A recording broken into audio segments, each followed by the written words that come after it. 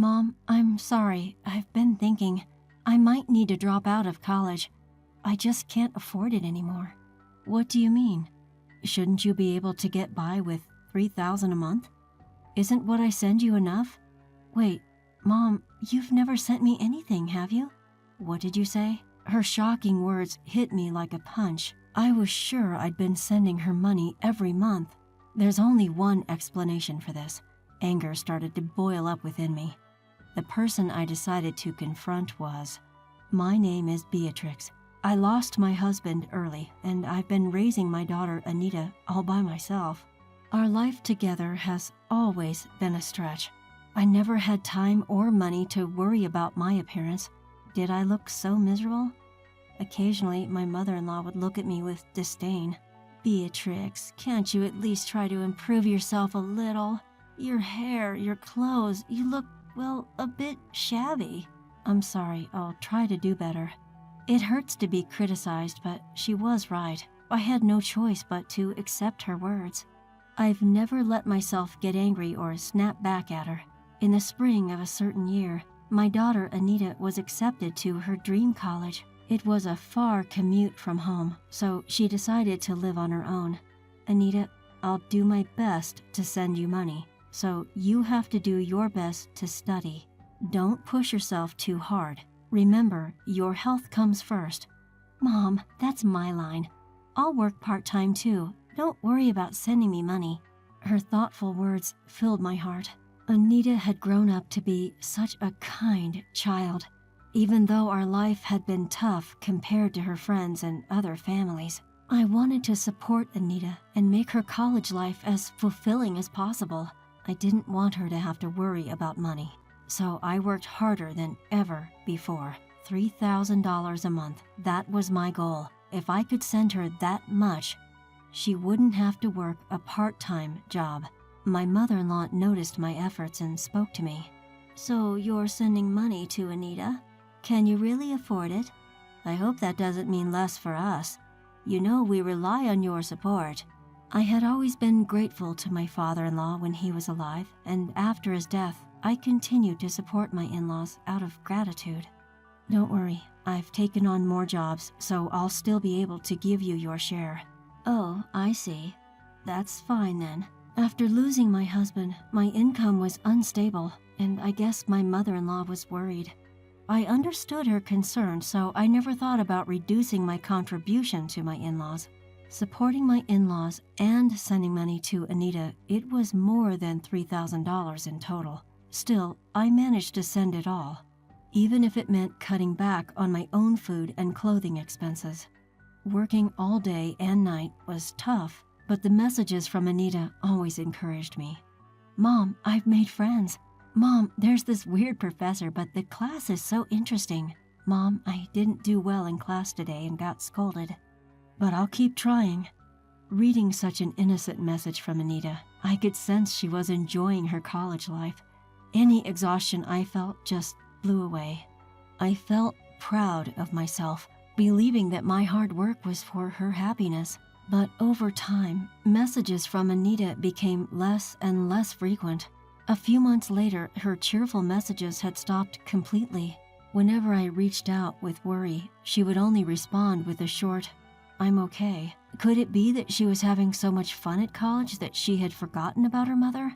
Or maybe she had found a boyfriend and was focusing only on him. One day when I was brooding over such thoughts, suddenly my phone rang. It was Anita. Hello, Anita? What's up? You called suddenly. It was unusual for her to call.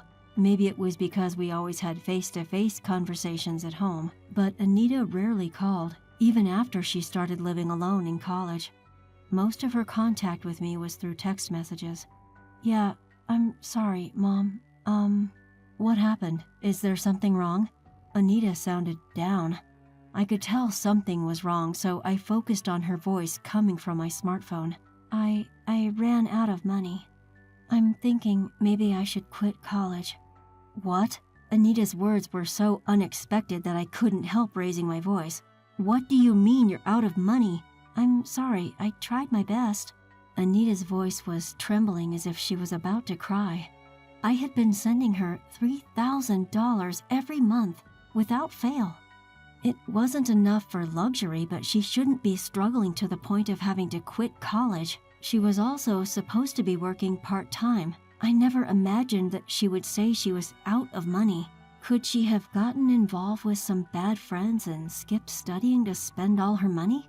I thought about it for a moment, then shook my head. That's not like Anita. Anita, it's okay. Take a deep breath and tell me what happened. Yeah, I was trying to make ends meet with rent, groceries, and what I made from my part-time job. I had to dip into my savings, and now that's all gone too. I'm sorry, Mom. I'm really sorry. Hold on a second. What about the money I send you every month? That should cover your rent and living expenses, right? No matter how I thought about it, the math didn't add up.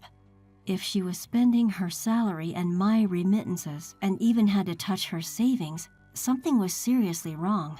But from her tone, she didn't seem to be lying. When I asked her, Anita seemed confused. But Mom, you never sent me any money, did you?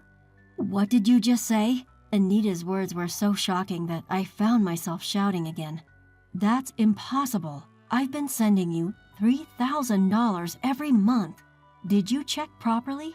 Are you sure there's no money in your account? There's nothing. I've been keeping a close eye on my banking card. If you'd sent me that much money, I definitely would have noticed.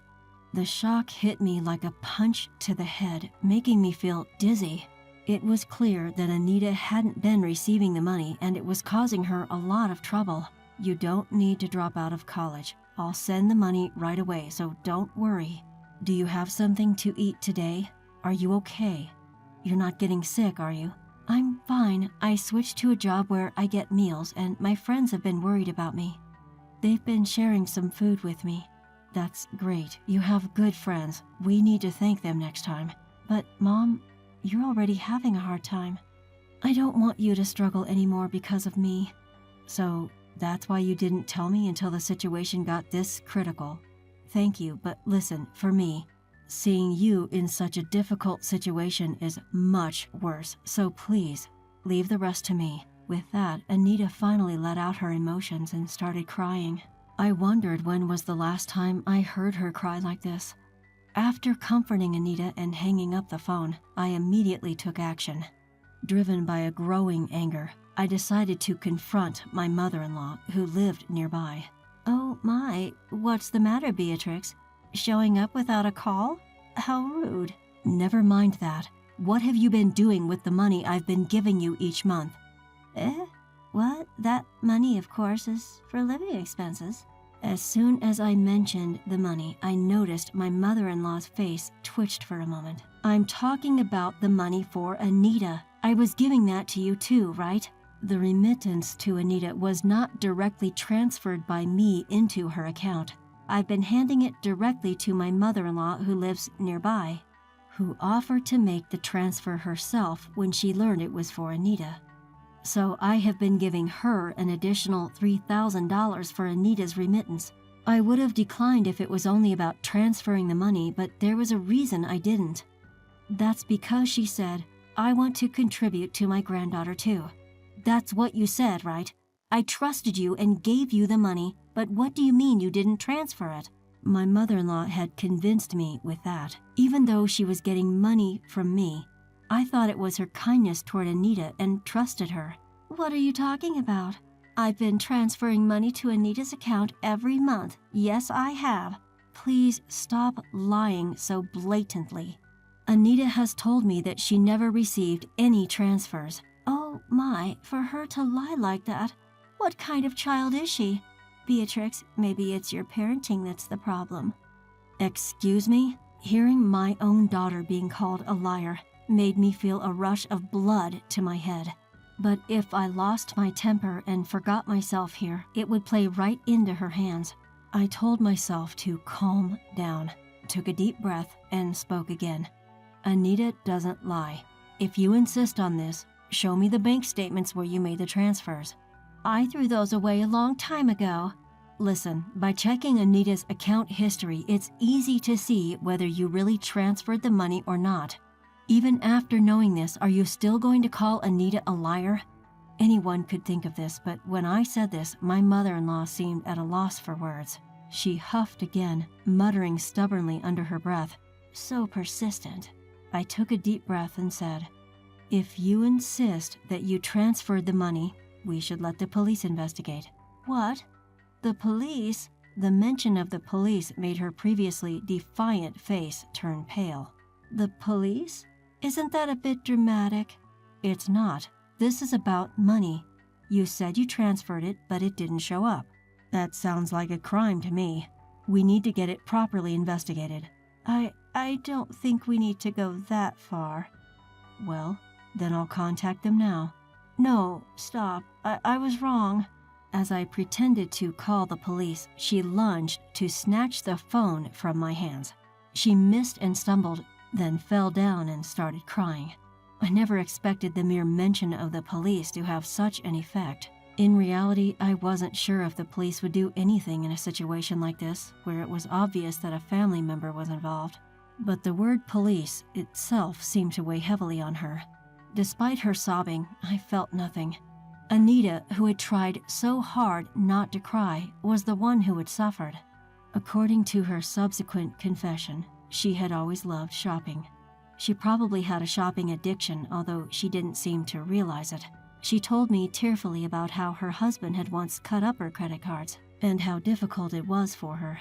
As far as I can tell, it was entirely her own doing, but she didn't seem to understand that. I suspected something was off.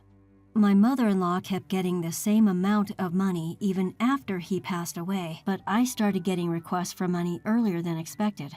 That never happened when he was around. Because he never gave me any money. When I went grocery shopping, he would check all the receipts and I had to return every cent of the change. Can you believe that? It was awful. I felt so pitiful.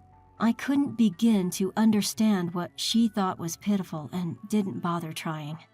In other words, when her husband was alive, he managed the household finances and kept her from having any extra money. When he was gone, I finally had some money. I started buying things I couldn't afford before and, well, I fell a little short. Then you mentioned sending money to Anita, so you took Anita's money. Do you realize that's theft? Theft? That sounds so awful. I was just borrowing it. Borrowing it with no intention of returning it. Anita suffered because of your selfishness. She's young. She can handle it. Caught off guard by her incomprehensible retort, I was at a loss for words. I've been deprived for so long. I couldn't buy anything I wanted. Couldn't even go out to eat or travel. I had such a hard life. Young people can work and play as much as they want, so why shouldn't I take some money? I stood there, speechless, staring at my mother-in-law as she cried and screamed. And all I could think was that I had trusted this person. My father-in-law had done me many favors, but now that I think about it, I can't recall my mother-in-law ever being kind to me. However, when Anita was still a little girl, my mother-in-law did buy her various things. So I thought she was expressing affection for Anita in her own way, and I was relieved. Looking back, I suspect all that shopping was just to satisfy her own desires. I failed to see that, and I caused Anita unnecessary suffering. Such a gentle child. I can never regret it enough. Mother-in-law? No. Evelyn. I intentionally called her by her first name. I don't want to think of her as my mother, even if it's just in law. I cannot forgive you. After that, I sought free legal advice and did everything I could to recover the money. But you can't take from a person who has nothing. However, I had a trump card. Before my father-in-law passed away, he left me a will, giving me the rights to his property. At that time, I wondered why he left it to me. But now I can guess that he might have been worried about his wife's reckless behavior. Naturally, my mother-in-law demanded that I renounce the inheritance, but I firmly refused. I want to praise my past self for standing firm despite being severely criticized as a greedy daughter-in-law. No matter what they say, I felt that I couldn't disregard my father-in-law's feelings. I didn't know the reason or the circumstances, but maybe I felt something. So technically, the house and the land are mine, and my mother-in-law is just living there rent-free. I decided to sell the house. That meant the parasitic mother-in-law living there was in the way. So I contacted my mother-in-law's parents. This contact information was secretly given to me by my father-in-law, just in case. I really admire my father-in-law's foresight. That's why it's such a shame he didn't have a good eye for women. I knew that my mother-in-law had always hated her own family, but the reason became clear when I contacted them. They were a traditional farming family with strong tendencies towards male chauvinism. A stranger like me called, and they listened with a suspicious attitude, but they gladly agreed to take in my mother-in-law. It seemed like they wanted free labor. The conversation progressed quickly, and one day, out of the blue, her family came to pick her up, an event that my mother-in-law couldn't have predicted. I'll never forget the color draining from her face when I took her brother, who came to pick her up, to her house. Now, my mother-in-law is doing tough farm work under strict supervision. She can't even go shopping at the supermarket, let alone squander money, and she seems to be living a life without touching money at all. Due to the stress, she seems to have aged quickly and is working every day as a wrinkled, frail, ghost-like figure with white hair. Looking at the recent bank statement of the money I just transferred to Anita, I smiled, thinking that if I saw her at night, I might scream. The house sold easily. It wasn't in a particularly good location, but once I decided I was okay with selling it for a low price, a buyer came forward immediately. The amount was enough to recoup the money wasted by my mother-in-law. I used that money without hesitation for my living expenses, and I send Anita the money I earned from working. It's all money, but somehow the money I got from selling the house feels tainted, and I didn't like that. I've transferred this month's money just now. With that thought, I quickly texted Anita. Even if I hadn't transferred the money, as long as I had communicated that I had sent it to Anita, she wouldn't have discovered the mistake so late. I regret now for neglecting such simple communication due to my busy schedule. The reply came swiftly. Got it. The message, full of Anita's usual energy, was accompanied by a string of cute emojis. She checked so quickly, but these days it seems you can easily check your bank balance on your mobile phone. I don't understand it at all, so I can only admire the adaptability of the young. Since then, Anita started sending messages frequently again. With the money reliably reaching her, her life must have become stable. It's clear from her texts that she's energetically continuing college without quitting. While I was feeling pleased, another message arrived from Anita. Looking at it, my eyes widened and I broke into a grin. Mom, there's someone I want you to meet. I didn't expect this day to come. It was all worth it. I can't sit around. I need to prepare something good. I changed my plan and headed to a high-end supermarket I don't usually go to. Since I no longer have to send money to my mother-in-law, there's a bit more wiggle room in my life. I've even been able to quit a few of the jobs I was juggling. I wonder what kind of food my daughter's partner likes. With a bit of premature speculation, I laughed. In the near future, I plan to invite the fresh-faced couple to our home and treat them with the best hospitality I can muster.